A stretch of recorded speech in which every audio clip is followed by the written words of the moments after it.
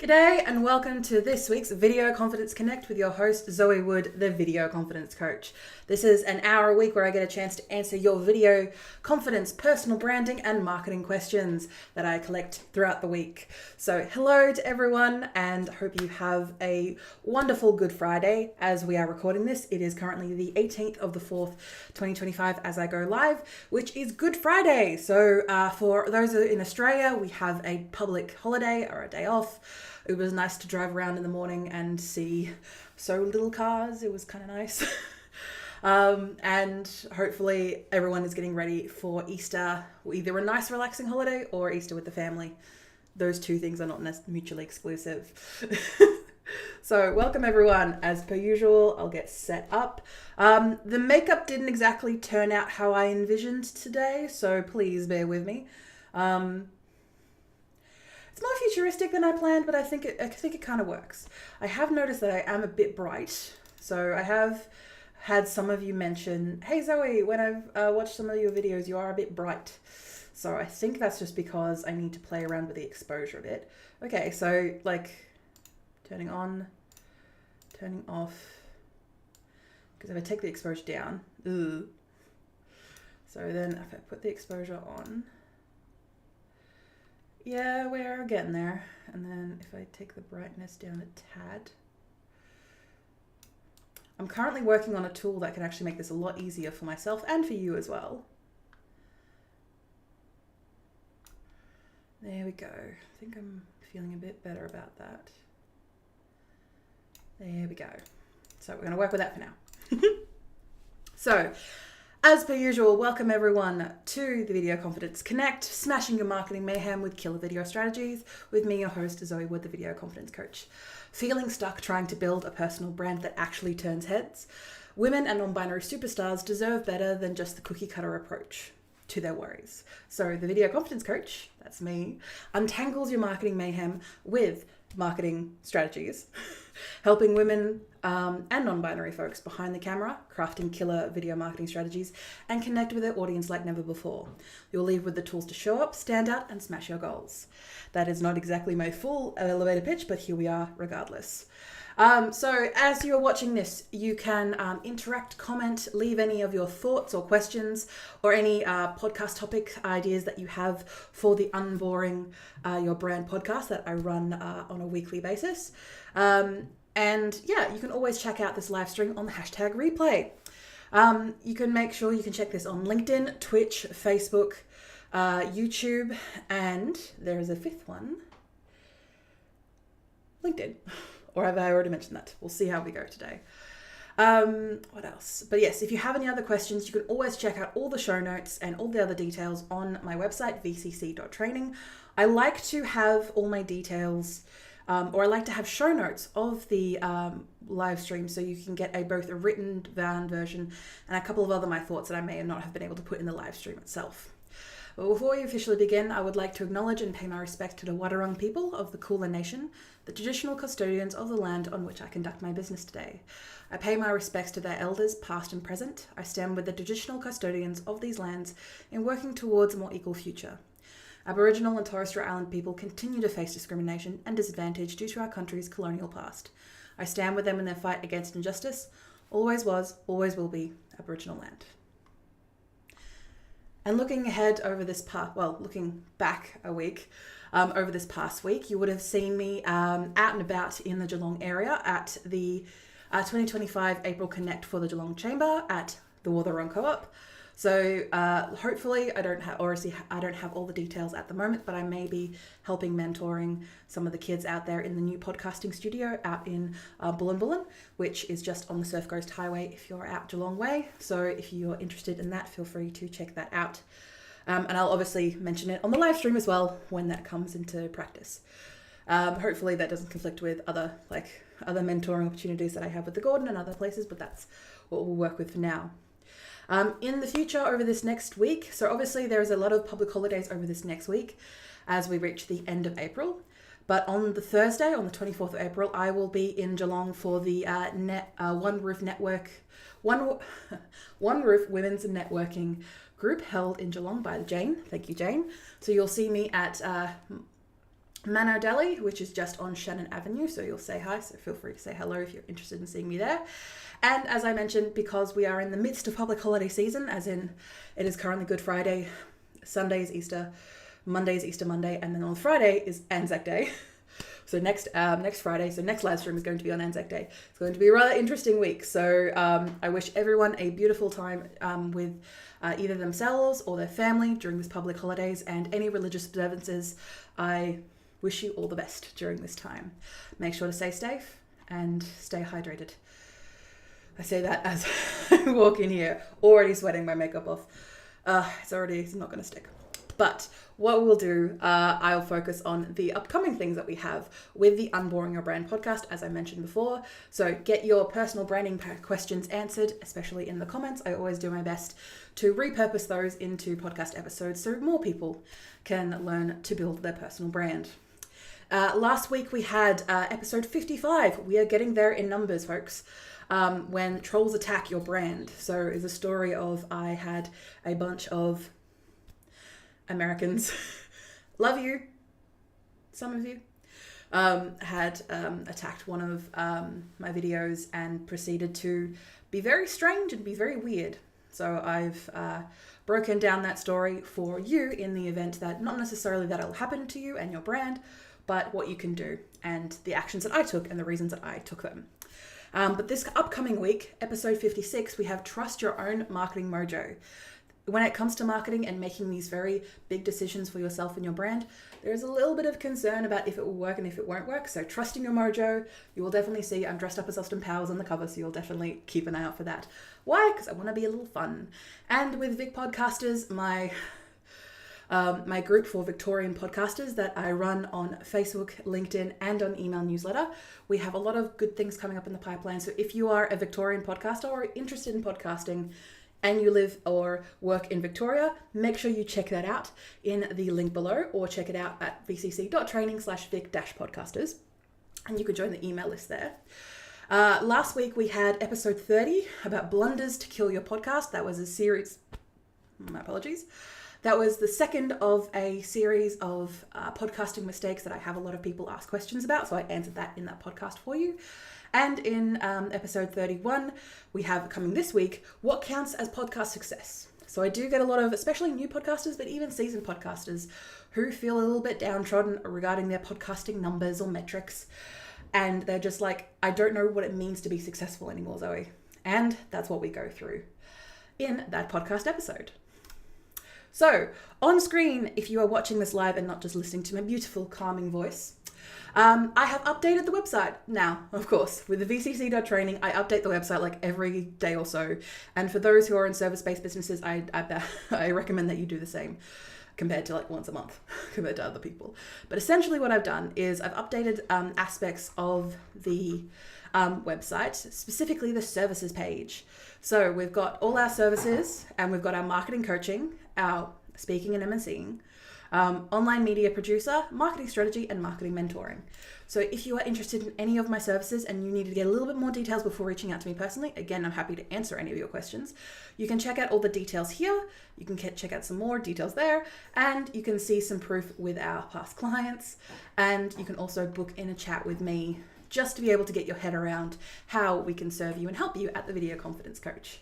So look forward to that. In the meantime, I'm going to turn on that air conditioner. I'm going to blast myself for a couple of minutes, and we're going to get ready for our first community question, which will be, what feels the most natural for you to create when discussing what type of content to create for my personal brand?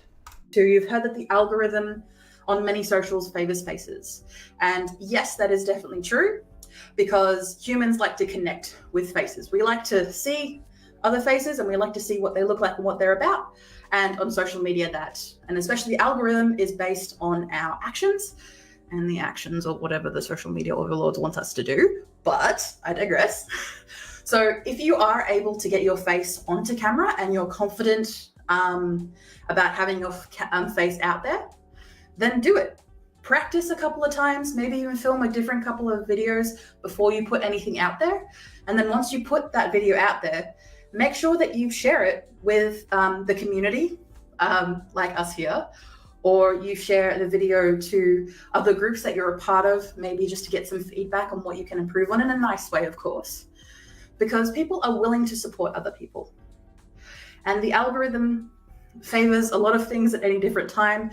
I highly recommend that you don't dictate your actions of creating content or videos based entirely on what the algorithm is going to do. Because unfortunately, it's a beast all in itself, and nobody knows what it's doing at any given time.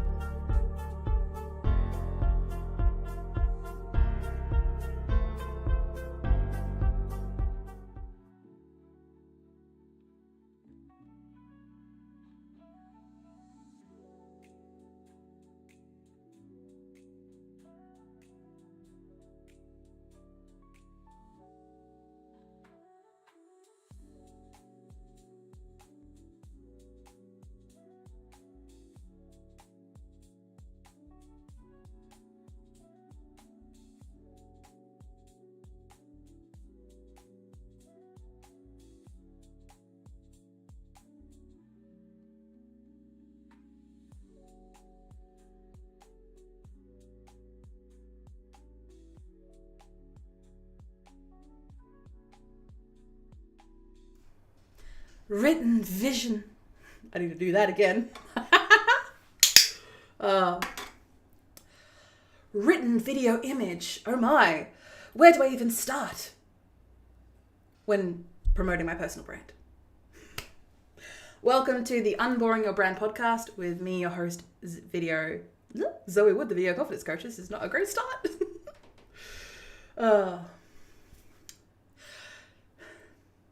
Yes, welcome to the podcast today. And today we're going to answer a question from a bigger context that I had with a potential client called Gemma. So I'm going to say hi. Don't worry, I'll follow you up soon enough. So the question that we had specifically was when it comes to creating content, and specifically creating content for a personal brand.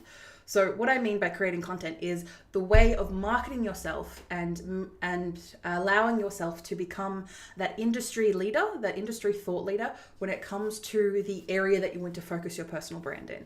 Because ultimately, remember, your personal brand is not for you, it is for your audience. It is for the people that you serve and the people that you help.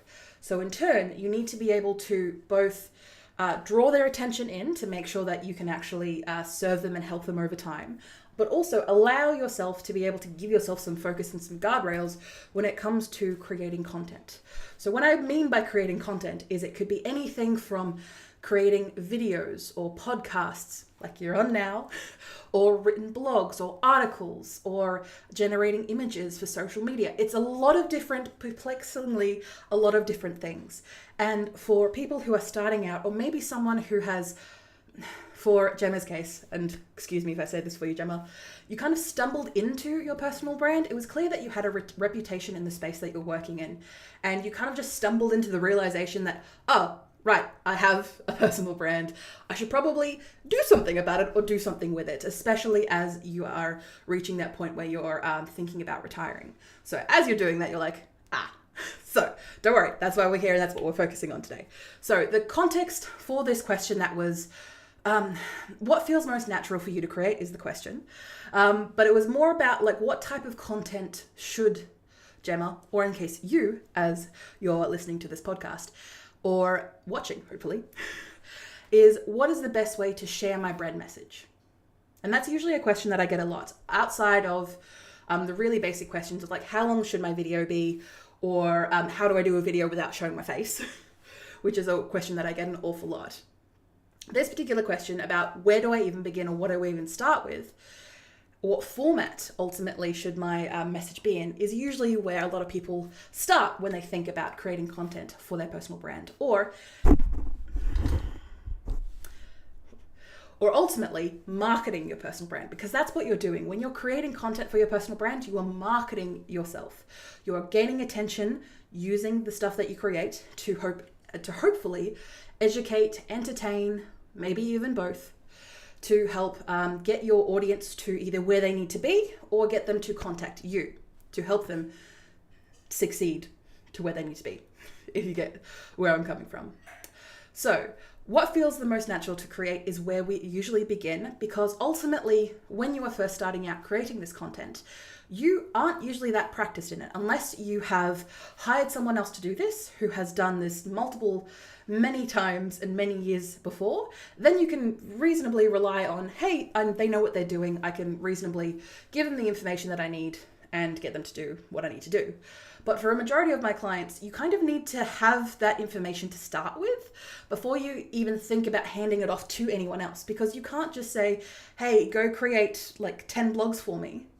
It's not going to be quality content, and because it's ultimately going to be representing you and your personal brand, if it's not anything that's aligned to you, then you're going to be wasting your money and your time, and also the time of the professional that you are hiring. And if you aren't in a position to hire someone else, what are you going to do in the meantime?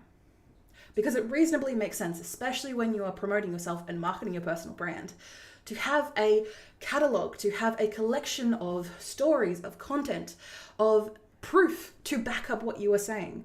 Because you are the professional here, you are the personal brand here, and you need to prove to people with evidence that you know what you're talking about. See vcc.training, where you can go through all of my resources, my articles, my podcasts, and my client testimonials, all of the proof to show that I know what I'm talking about when it comes to personal brand and video marketing. So, scrolling down, a lot of people, when they come to me first, they think of the end of the story. They think about the format that idea should take, that the story should take. They like to think of the container that story is going to go in. What I like to remind people is thinking all the way back to the story itself. What is the message that you want people to resonate with? What do you want people to know about your story, or a story that maybe you have experienced in the past that will resonate more with them to help them with a solution or help them deal with a problem that they're having? The format is all the way at the end. How you actually go about displaying that story is all the way at the end. First off, what you need to do is make sure that you write this down, or you maybe record yourself even with a mobile video, or maybe a voice recorder. I've recently got mine out. My little machine that I purchased back in 2009. And it was a voice recorder that I used to record videos. So I used to record audio for videos. And I think it was $60. And I now use it as a voice recorder to be able to help me get my notes out of my head without the use of opening my phone and distracting myself. I digress. So what I do is I make sure I get that story out of my head. I don't think about where it is going, what it is doing, what format it's taking. I just get the story out of my head. Thinking about what messages that it resonates with, who this will have resonate with, who will it be for? Again, ultimately, who is the end piece of content, the end story for? And then, once we have the story, we can start thinking about how we start implementing it. Now, as you can imagine, this type of method requires you to maybe have some stories. But I'm sure if you start talking with an old friend, a family member, or even an old colleague of yours, those stories will start flowing. I'm going to tell you now. So take that opportunity to just record your conversations, with their permission, of course, to be able to get those stories, again, out of your head and into something tangible that you can then hand off to someone else if you're paying them. Or in the opportunity that you're doing yourself, be able to reflect on those stories and those messages. And ultimately, when it comes to the format end, so now we're jumping to the format end, because we've already got a story, we've already got a message, or probably in your case, a wealth of messages and stories, we're able to think about what comes naturally to you. Asking yourself, what did I do without overthinking? What can I do without overthinking? Now, this will help you as the type of personality, the personal brand that you are. This will help dictate the type of content that you ultimately create. Now, if you like to talk things out loud, so if you use the method to actually capture your stories of recording your voice or recording your self speaking the story to a camera, for example, maybe that might lead you down the path of YouTube, of podcasts, of video podcasts, of turning that content into a series of videos on a podcast, maybe an FAQ section. Again, all of these formats can get really into the weeds, as you can probably understand with what I'm saying. But then being able to see that, okay, what I find natural and what I find easy to do, I'm honestly going to find easier to do and in turn do it more often. If you are someone who loves writing and finding it easy to, clackety-clackety-clack on a Google Doc or a Word document, or if you are someone who likes to write down your stories by hand, it might take a little bit of time to actually transfer those words onto a digital format, but you can use things in that form and container, like a blog, like a newsletter, like social captions, like other articles, like guest articles on other people's websites or platforms. You can use the written word to your advantage because you enjoy doing it, and you will definitely do it more because you enjoy it. And if you are someone who is obsessed with design and visuals, maybe you are someone who is more image-led. So, for example, you might find your content more easily sways into the bucket or the content format of carousels, infographics, or stylized photos that help tell your story. Yes, you might need either a video or an article to support that content, but starting with what is easier for you allows you to get the things done without feeling overwhelmed and feeling like it's just another chore on your to-do list. Because it's not about what everyone else is doing, especially not what everyone else is doing in your industry or space. It's about what you'll keep doing consistently. Because again, it is your personal brand. You may not be doing it for yourself, but you are the one running the engine. Speaking of running the engine, keeping your energy levels in check. So being honest with yourself and being honest with me, because I am your marketing coach for this session. What brings you light? What brings you fun? And what is the opposite of pulling teeth for you when it comes to creating something? A lot of the people, well, to be honest, I'd say 99.9% of the people I work with are creative beings. Are beings who use their imagination freely and consistently.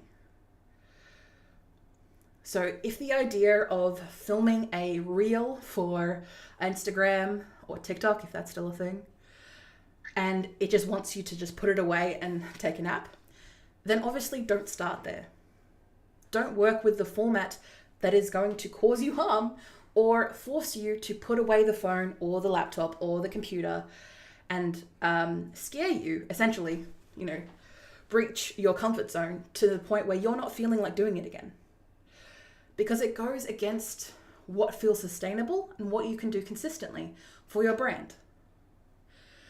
And it will also help you not burn out in 2 weeks. Because if you do something that you don't like, for any of us who have worked a 9-to-5 or who have worked in corporate, when you're being asked to do something that you don't want to do, you end up hating the job. And when it comes to your personal brand, no matter what, you are the driving force. You are the one thinking of the stories. You are the one putting things together most of the time. If you are privileged enough to have some capital or resources behind you that you can hand it off to a staff member or a contractor or what have you, awesome. You are still the one paying for that because ultimately you are the one betting from that because it is your face and your brand. So in turn, you need to be the one running that engine. If that feels positive for you. So keeping in mind that no matter what option that you choose, being consistent matters because your message will travel. That brilliant idea, that story that resonates so heartily with everyone that you work with, can shape in a few different ways. If you record a quick video, that's great. You can also use that video and you can run it through a multitude of programs to get a transcript of it and then help you write a blog. Yes, you're doing a different form of media that may not exactly resonate with what you initially started with, but you're doing it in a way that's easier for you to do. You can even start with a written post or a blog post and then take out certain quotes and put that into graphical titles or into infographics, breaking down these complex ideas into visual graphics, I should say. I was going to say art. One idea can become many. One video can become 5, 6, 8 pieces of content. Boom, you have something that is perpetual, that is ongoing, and is able to reach those people. So say, for example, the people that you are there to help and that you are there to serve may not be the type to watch a video or to listen to a podcast. but they will read an email from you. They'll read an email newsletter from you. They'll read a blog post from you, an article from you. Or maybe you appear in one of their preferred newsletters or newspapers. I'm pretty sure they're still a thing. In those moments, you then build that credibility and that knowledge. So then when they hear that story for you, it may be a story that you yourself are bored with and you've told thousands, countless of times, but they have not heard it. And in turn, they will take action because they saw it in a place that they're comfortable with, they're familiar with, and ultimately they trust. And that trust will then get transferred to you. So in that method, I want you to ultimately remember, no matter what you do or whatever you find easy enough to do and consistently easy enough to do, is not forget who you're talking to. Ultimately think about the audience, think about the potential client, think about that customer avatar, as we like to say, who is ultimately the person that you are serving, that you are helping. What format will your audience actually watch, read, or engage with? And if it's not necessarily the one that you find the easiest, is there a workaround? Is there a trick? For example, like recording that video, turning it into a transcript, and turning it into an article or a blog. There are ways to get around things. Everything can become everything else. You can always repurpose content that you've done in the past because it has worked. If your crowd loves TikTok or Instagram Reels, the vertical videos, and they are like, maybe it's worth trying it out. And maybe still having an aspect of learning to it. May not be your favorite thing to do, but say, for example, trying something in smaller doses if you're not a fan of it, or something that, again, working around those tricks. What can you do creatively to meet the expectations of your clients? And even if something may not be directly linked to what they like or they prefer, maybe showing them an alternative that actually ticks all their boxes. Actually shows them, because say for example, there's a lot of people that I work with who say, oh, I can never get any of my people, like any of my fans, any of my clients to read anything for more than more than 2 paragraphs. Well, all we did was change the formatting and then people started reading. They found the nuggets of wisdom and started emailing her back and going, hey, I had this experience too when I was younger. Or there was this conversation that started. All we did was because we changed the format of how it was written out. It wasn't just large swaths of text on her website. So in that turn, what can you do to help, get yourself out there while also making it easy enough for you to do? And if, for example, another example that I have on my list here, if your people are on, say, LinkedIn, can you do a smart post and photo that might do the job? And again, you are allowed to say the things over and over again because not everyone is going to see your message. Repeating yourself over and over again may annoy you, but it's not going to annoy the people who love you. So the bottom line is, ultimately from today's podcast and hopefully today's session, you've been able to pick a format that is the easiest to start with. Again, think of the story, then think a format that you can do consistently over time. You can always add, you can always test, you can always mix things up, but starting with a container or a format for that story that you think works best for you. Maybe it's something that you have experience in or something that you're willing to try because you're interested in it. You are not locked into that format forever. You're just picking it off because it's the first cab in the rank. You can always try new things as they come up.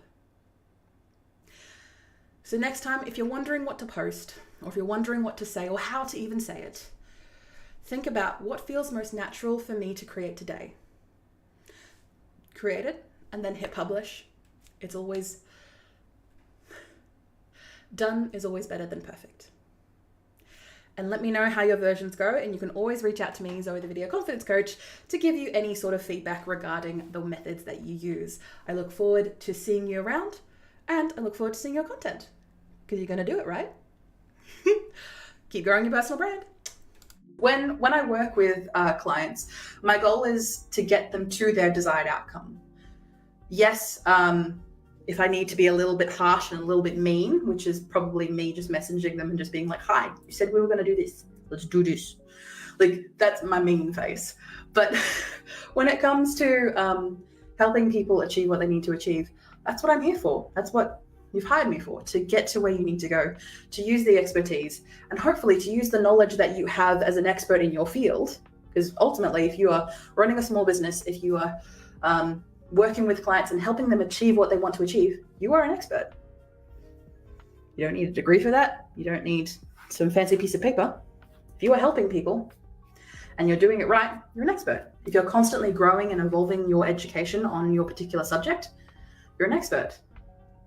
If you're growing your knowledge and can admit, more importantly, you can admit when you're wrong about something, you're an expert.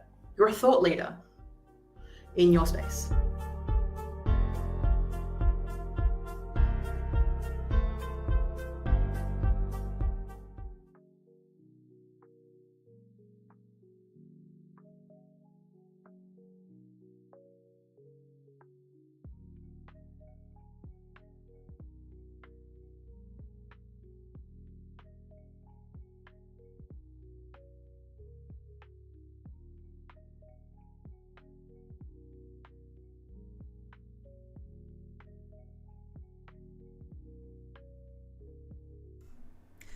I don't want to make any mistakes, but I'm also going to make mistakes. Welcome to the Unboring Your Brand podcast, where, as you can imagine, yes, we are going to be talking about the mistakes when it comes to your personal brand. So, intro to intro. Yes, it may feel like something that's going to bring you a bit of a tear to your eye, but do not worry. These common mistakes regarding your personal brand, or when you first start tackling your personal brand, are things that can be easily remedied once you know them ahead of time. So let's get on to today's podcast episode. So this was from a conversation that I had yonks ago with a friend of mine, Mark. And essentially it was from a bigger conversation that we were having about some like common mistakes that people have when building their personal brand, and obviously how can they be avoided. But ultimately, they wanted to know what they can learn from these mistakes. They're very much take what other people have done, learn from their mistakes so you can improve on your own type of person. And as you can imagine, when you first start tackling your personal brand, because again, we all have one, we all have a reputation. And when you first start tackling it, as in taking control of it, I should say, it starts off with a bang. Like you start really going at it, you start getting some maybe professional photos done, you start writing some bios, you start actively working on your personal brand in whatever industry, niche, or area you wish to focus. And again, wherever you wish to help and serve those people. That's what it's about, folks. But then you make an oopsie. Whoops. You stumble. You maybe get a dramatic eye roll from some of the people that you're trying to serve, or maybe even people who you're not trying to serve, who are not your people. That is also definitely something that can definitely happen. And finally, you eventually sort it out, but it still made you feel like you're behind. And that is something that I've had to remind both myself and many of my clients. When you are not behind, you are not set on anyone's timeline. You're all set up to your own timeline. And for me, I'm very perfectionistic, so my timeline is always very far ahead of me, but I digress. So in that time, there is no shame in the game. We all make mistakes and we all stuff up somewhere along the line. So for you, what are some of these common mistakes regarding your personal brand that you can avoid making if you are starting out, or even if you are well in the weeds regarding your personal brand, things that you can avoid doing if you haven't run into these mistakes of yourself? And again, all of these mistakes I have done myself, and I've had clients who've done this as well. So do not worry if you come across these, or if you haven't just yet, it's okay. So the first one I want to get into is copying someone else's voice. So when I say voice, a lot of people term that usually into the actual voice that people are using when they speak. But what I mean, usually when it comes to personal branding or marketing, a voice is what is known as an identifying signature and tone. How do you speak? How do you communicate, both in written and in verbal format? Is the way that you speak very different to the way that you write? Are the words that you use common between the two?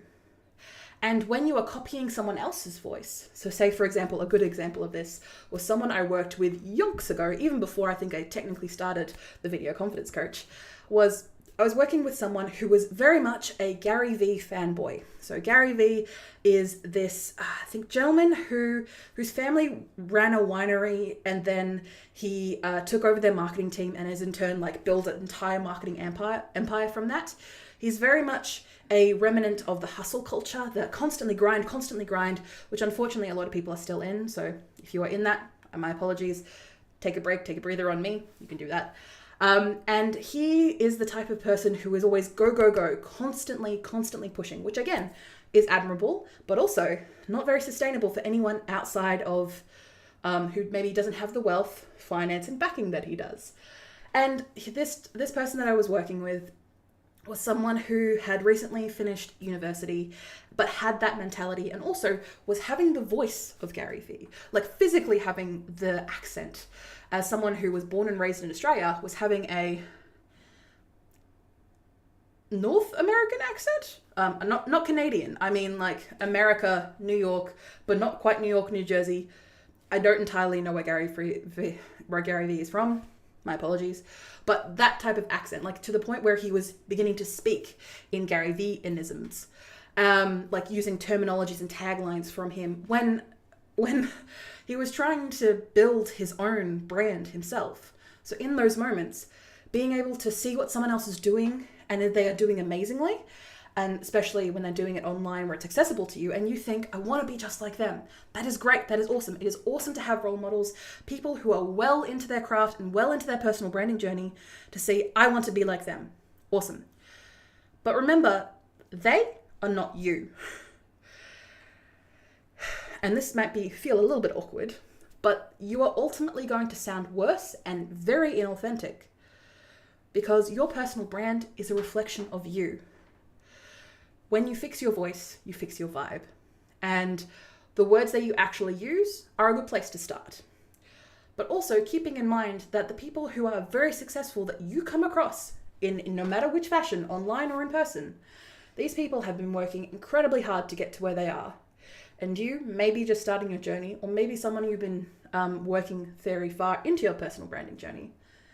You are still yourself. You have not had the opportunities that they have, and in turn, utilizing their voice to appeal to their audience may make you seem as like a copycat or inauthentic to the people that you're ultimately there to serve.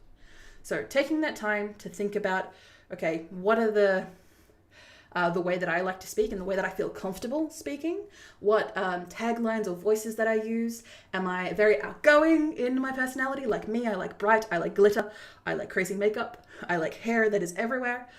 Or are you someone who's a bit more reserved, a bit more subtle?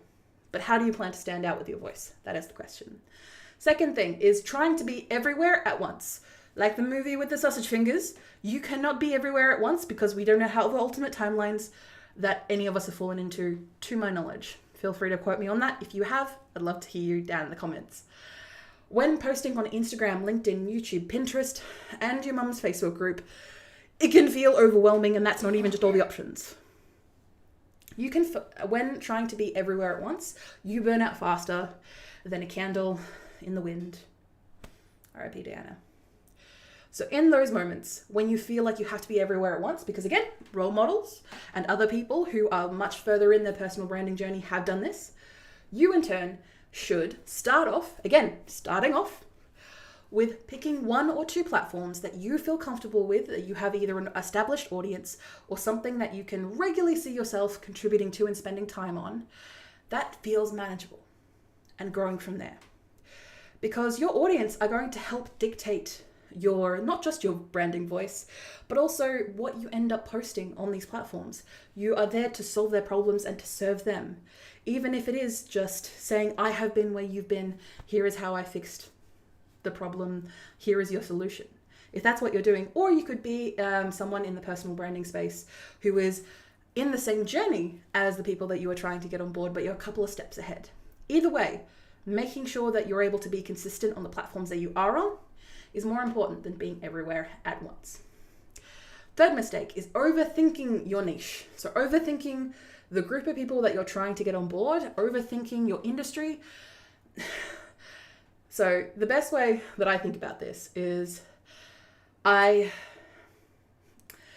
I help burnt out plant-based entrepreneurs in their 30s who are journaling by moonlight. Okay, but that is a sentence, but it also helps you figure out that might be a little bit too specific, and you might be thinking a bit too hard on the type of people that you can get on board. Sure, internationally, I'm sure that you can get a good handful of people that fit that exact description.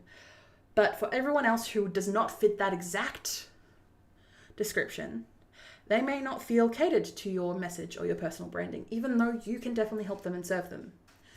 So what can you do to expand that little box, especially that comfort box for them, and start with what you're good at and love what you're working with.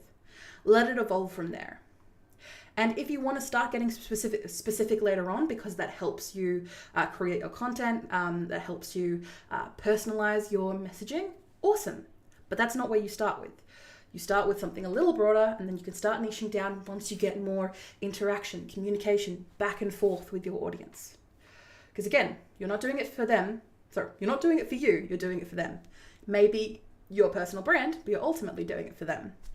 Mistake number 4 is waiting for perfection. This is something that I can attest to, that I do an awful lot. And hi, my mentors and business coaches. Hi. I do have a tendency of waiting for perfection to kick in before I release something out into the world. I'm waiting for the 17th time to tweak a bit of fonts or get my bio just right, because I've had maybe 5 to 6 identity crises in that time, and I've shifted it too often. And in the meantime, I am not helping who I'm there to help with. I am not putting them first, and it's just crickets. People don't know who I am. People don't see me as an industry leader. People don't see me as a solution to their problem because I'm not there. So to fix that, I just do it. I get started. I lower my BFM, and you can check out my podcast about that. My bare effing minimum. I lower that down, what my minimum is. Because remember, your minimum is usually a lot higher than everyone else thinks it should be. So I lower that down because imperfection still gets results. I can refine as I go. And as long as I'm attracting the right people, I'm serving the right people, then I'm doing my job. And hopefully you are too, by taking action. And the last mistake that I want to get onto in today's podcast is only talking about yourself. As you can imagine, when you are building a personal brand, it can be inherently you're falling into the pit trap and the fall of talking about yourself, because that's where your experience comes from, I should say. But your brand isn't about you. And your content that is all about me, I, myself and I, people will just scroll past because they don't care about you. They care about them. They care about their problems. They want solutions to their problems, their needs. So in turn, you need to focus on how you help others. Yes, you are there because you're the one ultimately doing the action, but it's their result that is coming first. Make the audience, be it in your content, in the way that you communicate, and the way that you address people face to face, make that audience feel seen and understood before you even come into the equation. Yes, your experience helps, but that should come after you have put them on the pedestal that they need. So ultimately, what can we learn from all of this? We can start off by reflecting on what has worked and what hasn't, and what is maybe just noise when it comes to the work that you've already done with your personal brand. You can start by adjusting one thing at a time. Don't feel the need to take off the whole picnic table blanket. You just need to start with one thing. No need to go through a full rebrand. Just start things one by one. And I recommend starting yourself with some really easy goals that you can achieve to get yourself in that momentum phase.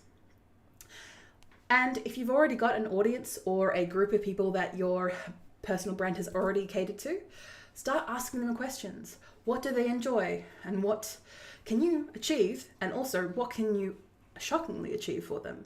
So then they are shocked by your ingenuity and hopefully your patience. And most importantly, laugh at these mistakes.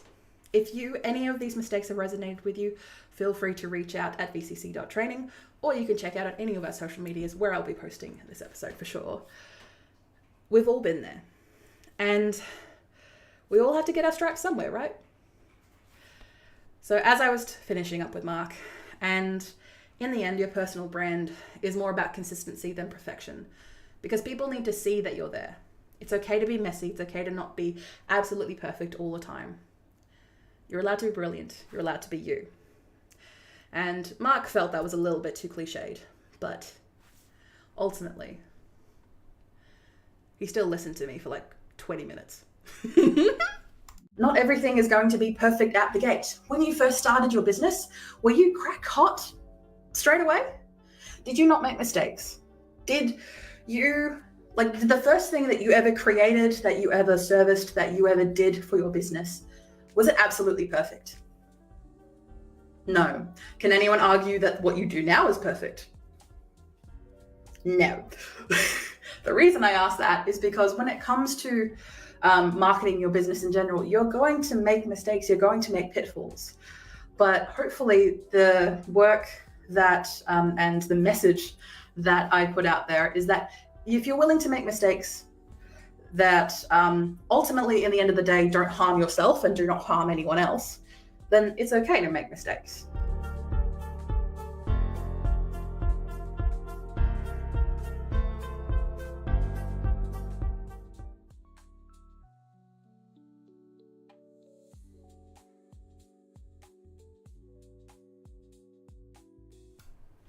Thank you everyone for joining us for the Video Confidence Connect this week on Good Friday, the 18th of the 4th, 2025. I want to thank you all for your comments and questions throughout today, your thoughts and ideas for podcast episodes, and make sure that if you are on the hashtag Replay Squad that you put up your hand or speak your questions there, because I will always do my best to follow up with everyone, no matter what has been said or done. If you've missed any part of today's live stream that I referred to, feel free to watch or listen the whole live stream on LinkedIn, YouTube, Twitch, Facebook, and many other platforms. But more importantly, you can check out the show notes at vcc.training/video-confidence-connect. See, I remember my own URLs, where you can find out the details and the show notes and a much more in-depth rewrite of everything that we've discussed today in the podcast. And yes, do not worry, I did have a podcast episode planned for today, which was called Confidence Isn't Magic. It's just Confidence isn't magic, it's just practice, and maybe even a river walk. But unfortunately, looking at the time, we are 5 minutes to 11, and it is warm. I'm sorry. I am barely holding on as it is, and I thank everyone for your patience during this time. As we move, hopefully within the next couple of months, we will definitely have a place either that's slightly bigger, so I don't have to roast in here, or take the opportunity to just breathe. But I am Zoe, the Video Confidence Coach. You have been watching the Video Confidence Connect with the Video Confidence Coach, smashing your marketing mayhem with killer video strategies. Make sure to check us out at vcc.training for any of your personal branding needs. I am here for you, and I am going to sit down in front of the air conditioning for the next 2 hours. Hope you all have a beautiful Easter. Check out our podcast episodes that are coming out this Sunday and our email newsletter. If you have not joined, you can check that out on the website. And I look forward to seeing you around and hopefully growing your personal branding while taking this time to also enjoy the holidays. Bye.